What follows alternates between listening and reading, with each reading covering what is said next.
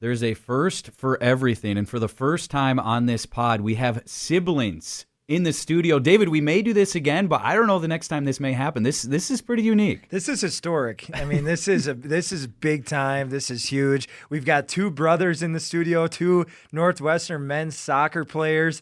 We've got David DeLoye. We got Tim DeLoye. Boys, welcome to the show. Thank you. Thanks for being here. People always confuse me and Ryan as being brothers, but we're not actually brothers. So you guys are the first pair of brothers we've had on the show. So I would love it. David, can you take the mic? Because I want to ask you first, because I've had this question bothering me all season, and I need this question answered. So I've been at every Northwestern men's soccer game. I haven't missed one. And every time you do something, the whole crowd is yelling, Doug, Doug, yeah, let's go, Doug. And I'm like, what are you guys talking about? There's no one named Doug on the team. And I finally figured out that you're Doug. So is your name David? Is it Doug? I mean, what's going on? Can you explain the Doug? What's all that? So my real name is David. Like, my middle name's Michael. Like, nothing even related to Doug. I had one high school friend who just decided my freshman year, he was like, I'm going to call him Doug. And it didn't really stick until, I think, senior year or second half of my senior year of high school. And then when I came and visited Tim, most of the time he would introduce me as Doug. So, like, all of his friends didn't actually know my real name. That was David. And so every time, like, on the soccer team, too, I was introduced as Doug. So now everyone basically knows me as Doug. Do people know that your name is David, or they actually think that it's Doug? I think some people know it's David, but I've had people ask me, like, is it Doug or Douglas? And I'm like, it's actually David. So I think most people would probably think that my real name. So I have to ask this question. Do you have a problem with the name David? I'm not asking for any particular reason. No. I just have to know. I like You don't like people named David? Or No. Okay, all right. I just had to ask that. But I appreciate that. Finally got that question answered. Tim, you're a sophomore, man. You're a captain of this team. You had a good season last year. What's it been like having your brother on campus and suiting up alongside him? It's been a blast. I mean, I was encouraging him last year and trying to get him to come here, and when he finally decided to, I was pretty excited. And I mean, when he scored his first goal, that was probably my highlight of the season, and it was pretty cool celebrating that with him too. But it's been a blast. That's awesome. And then, David, what's it been like having an older brother on the team, the captain of the team? How much have you learned from him this year? I just have really liked it. I've grown up playing soccer with him my whole life, and it's just been like an easier transition too. I feel like it's easy for me to talk to him if I need to learn how to do something too. So he's definitely taught me a lot, because I always played forward in high school, and I played defense a decent amount this year, and he's definitely coached me through that a decent amount, so it's helped a lot. Do you guys can kind of take this in turns. Is there a little communication out there? Like, is there eye contact going on? Is there, for sure. Like, if one of you kind of makes a mistake, like the other one kind of eye contact, like, let's go, like you guys getting on each other? What's that communication on the field like? I would say it's more so like if I want him to send a through ball to me, I usually just look back and I'm like, hey, like, hit it. And a lot of the time it usually works out. Yeah. There's definitely been a couple games where I'll have like a free kick, or I'll see him up front and I'll just like kind of give him a nod, and he'll like look back at me, and there's not much of an exchange other than that, but we can kind of, we've played with each other long enough to know. Little telepathy out there. I like that. So, Tim, you already mentioned it. You talk about the first time that David scored, and you guys can both answer to this if you would like to. Did you celebrate a special way after that goal? And in the past, when you guys are growing up with each other, when you connect on a goal, do you celebrate in a special way? I don't know. We kind of, like, when he scored, we all celebrated with the team. But, I mean, I was pretty excited because it's pretty cool to see your younger brother come in and have an impact on the team and score. I mean, we probably went out to Chick-fil-A later that night and got something to eat. I feel like I was just running around because I was pretty excited, and I went around to the whole team too because they were excited. And then I did the Dougie, if you know what that dance is. It fits a little bit, doesn't it? Yeah, I had to. So I haven't seen that dance since about 2005. Yeah, so. it's coming back though. You're bringing it back. I like it. All right, here's a good question for the brothers. So, David, what's Tim's Chick-fil-A order? And then, Tim, I'm going to ask you the same question to David. What's the order at Chick-fil-A for the other guy? Let's see how well you guys know each other. So I think almost every time he gets a crispy chicken sandwich, and then he sometimes puts it in, like, ranch and buffalo sauce, like, inside the pack and mixes it up. And then he usually gets a cookies and cream milkshake, too, and then fries. Is that accurate, Tim? Yeah, that's pretty accurate. What's the sometimes you dip it in sauce? Like, just whenever you're in a really good mood, bad mood, like, Well, What's that? I saw this thing on Instagram that if you put the sauce like in the bag and like just put the like meat of the sandwich in the bag back and like mix around it, like evenly spreads the sauce all over the sandwich. Oh. So I tried it. I try that sometimes. Sometimes I'll work? just dip it in. It does work pretty well. Okay. Just But too much work. yeah, it sometimes is just too much work. And then what's David's Chick-fil-A order? He- He did pretty good. Yeah, he does. He even got your sauce technique down. We Yeah. got to see if you know him as well as he knows you. Well, he's normally going to go with the grilled chicken sandwich because he's gluten free. Gets the gluten free bun and then fries and a milkshake too. Sometimes Yeah. lemonade. Yeah. Okay, I like That's that. Spot on. I like that. So you guys are all over each other here. So I like that you guys know the Chick-fil-A order. Let's make it about soccer. Tim, can you describe David's game a little bit? Like, how would you describe him as a player? He has probably one of the best like vision out on the field that I can see on the team at least. I don't know if it was when we played Martin Luther Morris at home. There were just a couple passes that he made to our forwards from the wing that I didn't even see until it reached our like forward's foot, and I was pretty amazed. And he's always had like really good vision on the ball and can play those passes a lot better than I can. And it's been like that's the thing that I can see his game probably has the most like his biggest asset out on the field. That's awesome. And then David, same question for you. How would you describe Tim's game out there? I would say like no one can beat Tim one-on-one. Either that's speed or dribbling. Like if he gets him like he's face to face, like no one is gonna beat him. And also just like speed wise, like there's no one that can run him down. So he's always fighting too. So I would say no one's really a match for him on forward. So That's awesome. Nobody in the world, like like World Cup's coming. I up, wouldn't say like, I wouldn't with say Tim that out there. far, but like I I'm would starting say to wonder why he's not on the U.S. national team exactly, here, based on what exactly. I'm hearing. I like yeah. that. So, Tim, I'll have you start with this one. Is there something that comes to mind? And it can be what you already mentioned with when David scored earlier this year, but what's the best memory of you two on the field together any time in your life? Is there something that comes to mind?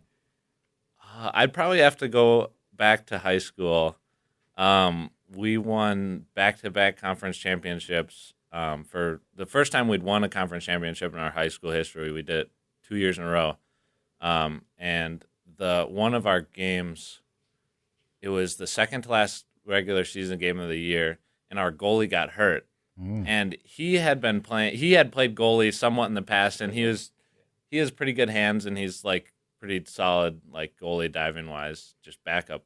But so we got in, and it was 0-0 at half, or I think we were down 1-0, and he goes in for second half as goalie, and I'm the center back, and I'm just like, I was like, I can't let him get a shot on him or anything. And we end up winning the game 2-1. He had, I don't know, a couple saves, but it was probably the highlight because that game clinched our conference championship. But it was pretty crazy from him going forward to goalie. That's awesome. David, is there something that comes to mind for you?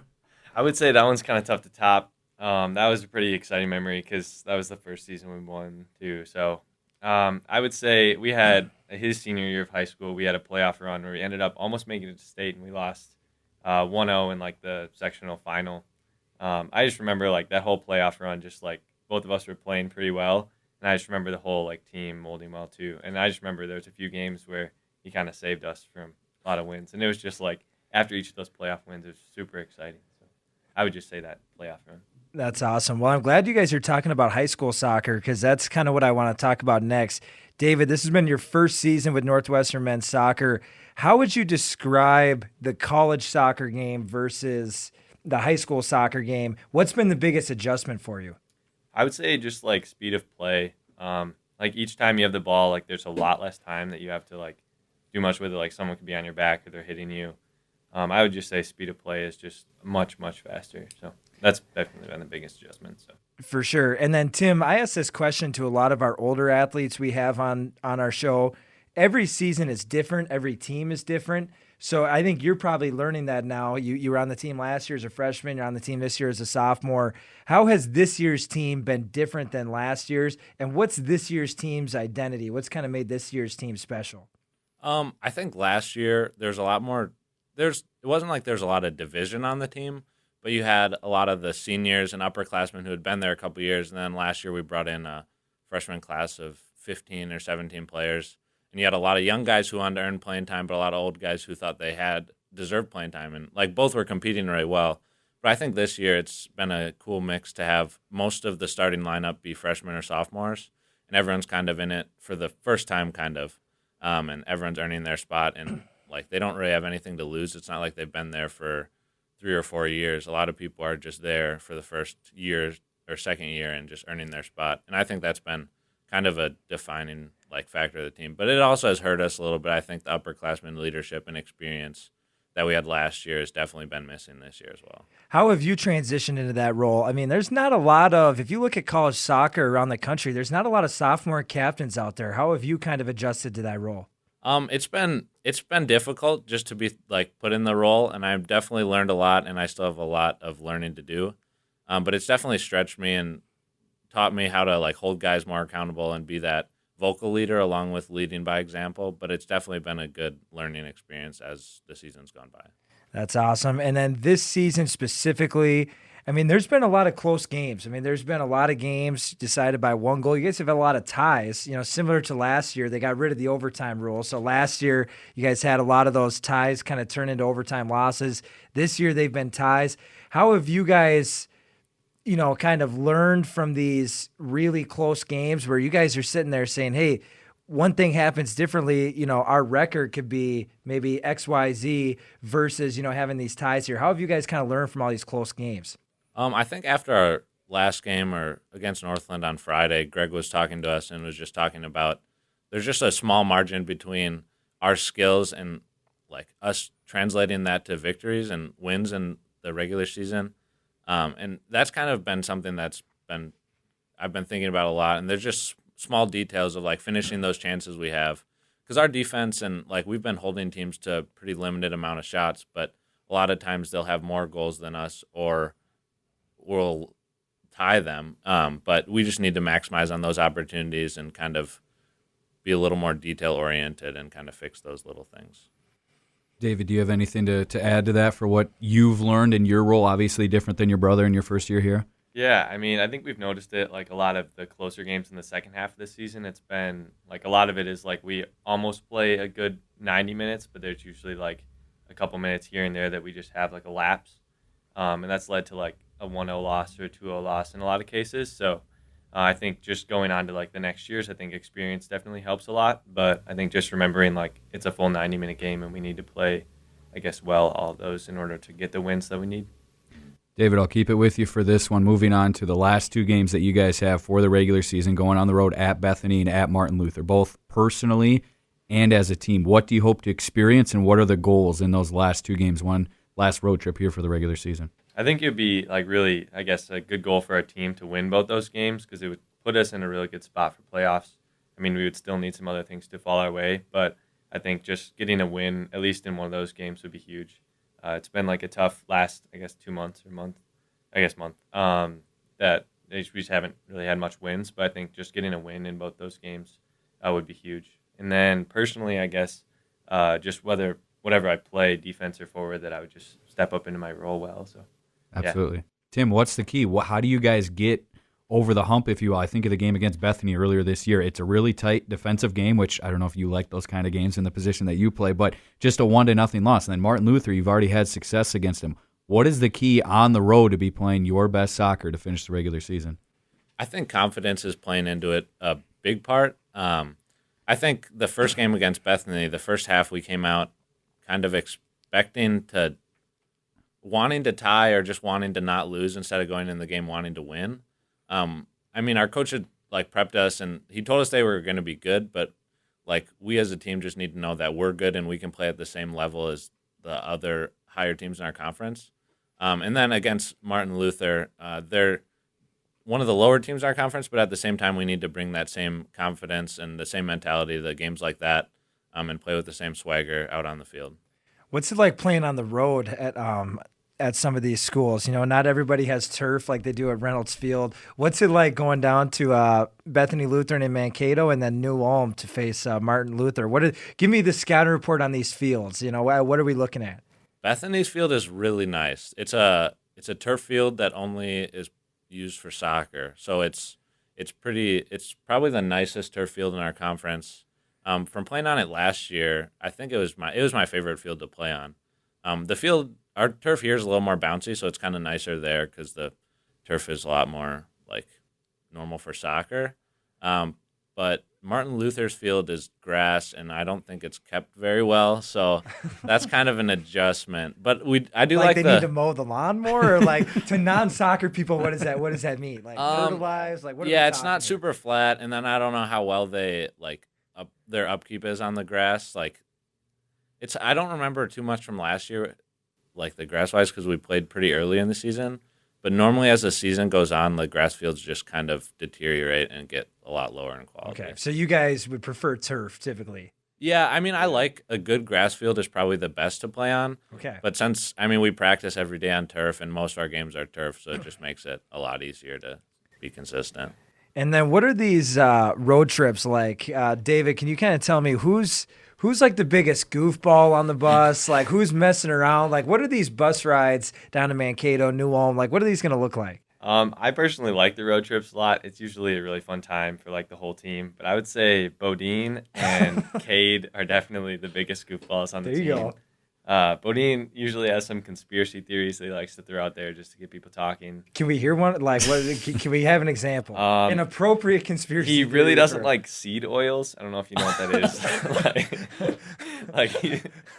I don't know why, but he brings it up almost every single day.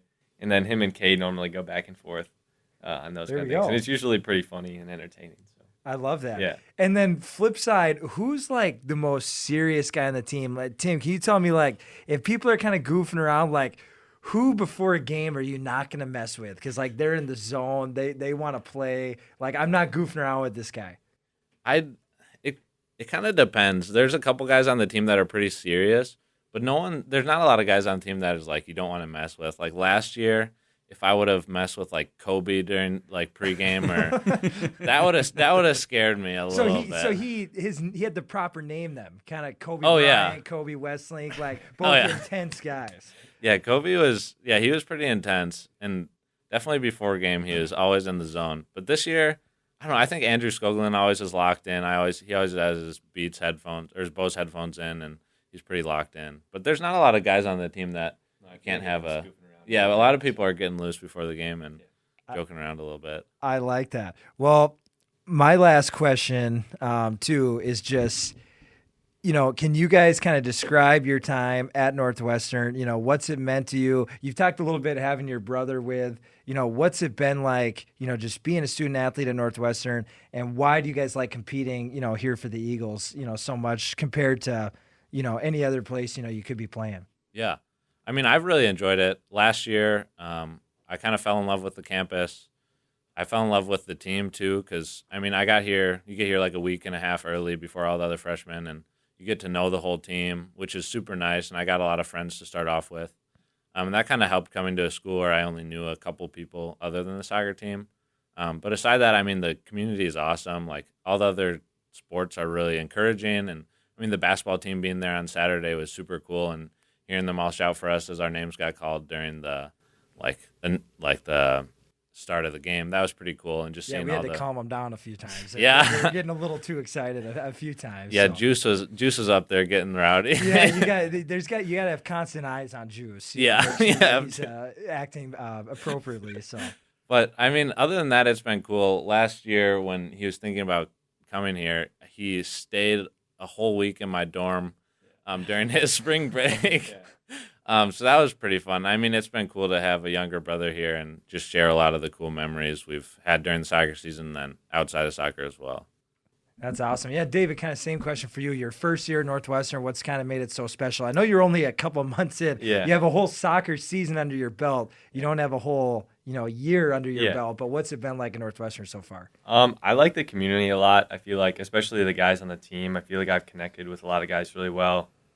It's just been like really good, deep relationships that I've really enjoyed. And then a lot of time with Tim too has been really nice. It's just made the transition really smooth. And then I personally like we have a different reason for playing. Like each pregame we say for him right before the game starts, and I really like that. Kind of like sets your mind on like why you're playing and I guess how you're there. So I personally really like the difference in how we play. So. Yeah. That's awesome. Well, I appreciate you guys, sharing about that. I guess, one more thing I'd love to know. I said that was my last one. I lied. We had Coach Wheaton on the show a few weeks ago. Can you guys give me something about him that maybe we don't know? Because he's kind of he's like the most interesting man in the world, right? There's just like a million things about him. This guy lives and breathes soccer. Can you give us just a little tidbit, maybe a story, something on Coach Wheaton that maybe the average person wouldn't know? Well, I guess I have something. So we had like a pregame or a preseason or like pre-start of the soccer season like meeting. We played basketball and then they were playing badminton. And so Tim and Coach actually were on the same team, and I think they went undefeated, right? And I think they killed every single team. How much was Tim contributing to this team? Was it kind of the Coach Wheaton I think show? it was 50-50. But I would just like to say that he's probably a really good badminton player. And Wow. Yeah. Okay. I guess that's a secret that probably most people wouldn't know. That is a secret. I like that. I think along with that, he's probably the most competitive person I've ever met. Even within like a small like they were talking about who the GOAT is for soccer on one of our road trips, and like he'll chime into like those little conversations and something like that, and he won't back down or let someone be right, I guess. So he was arguing with one of the freshmen about Pele being the GOAT, and he was saying Pele. Yeah, he was saying Pele was the GOAT, and who the freshman. Who was the freshman saying? Who's he saying, Ronaldo or Messi? That makes sense. Okay, but which is fair. But our coach or Greg was just like, and he'll remind the freshmen about it like when the argument comes up again, and it's pretty funny. But yeah, he's probably the most competitive person I've ever met, and anything he does, like badminton when we played, he was chirping all the people we were beating. Yeah, that's it was awesome. pretty funny. I love it. And then you guys, Brian, I feel like you're gonna want to know this too. Yeah. But Messi, Ronaldo. I mean, I feel like we got to have that. Let's wrap with that. Yeah, let's wrap with that. Who's the GOAT in your guys' opinion? I mean, I'm just gonna go with Messi. Okay. I wasn't like obviously around for Pele's era. Yeah. And Messi's a big like one of the main players that I focused on when I started playing soccer. So it's kind of one of my joys of watching that. So I'm just gonna go with Messi. I think it's kind of like the Jordan versus LeBron debate. Yeah. Well, that one's not really a competition. Yeah, in my opinion. There's a correct answer in that one. What's your guys' answer? Michael Jordan. Okay, thank you. Jordan. By a mile. No, it's like Not even close. statistically, LeBron's an amazing player. Like he's like a great basketball player, but it's just Jordan. Like you can't. 6-0. You Yeah, just Yep. Exactly. You talked about the competitiveness. You play badminton with that man, he's not going to lose to you either. No. It's, for sure. And then David, where do you land on this? I mean, you've already said nobody can check Tim one-on-one. Yeah. So you're probably like Messi, Ronaldo. I'm taking I'd Tim. take Tim. Yeah, I always grew up liking Ronaldo a lot more, so I would have to pick him. I guess like it's hard for me to pick between those two. They're just both like great players, and a lot different too. I would just pick Ronaldo because I've always grown up liking him more. So. There we go. And then There all three of you, Ryan, you're in on this too. I need a World Cup prediction. Ryan, Well, I was going to say with what they're saying with all that, I wonder. I hope Brazil makes a run. Like, not just to say that to Coach Wheaton. Can they finally make a run? I hope the Americans just get out of the group stage and then maybe win one of the knockout games, and we'll see what happens. But I don't know. Argentina? I'll say Argentina. Messi finishes on top. There you go. There we go. I would agree with that. I feel like Argentina would be my prediction as well. I would want to see Messi win in his last World Cup. I like that. I'll go with Brazil just for Coach Wheaton. There you go. There you go. Because he's his captain. He's got. Yeah, I'll take the safe choice. I like that. Well, boys, that was a lot of fun. Thank you for joining us. We really appreciate it. Good luck in your final regular season weekend against Bethany and Martin Luther. We'll be cheering you guys on, and appreciate you guys' time. Thank you.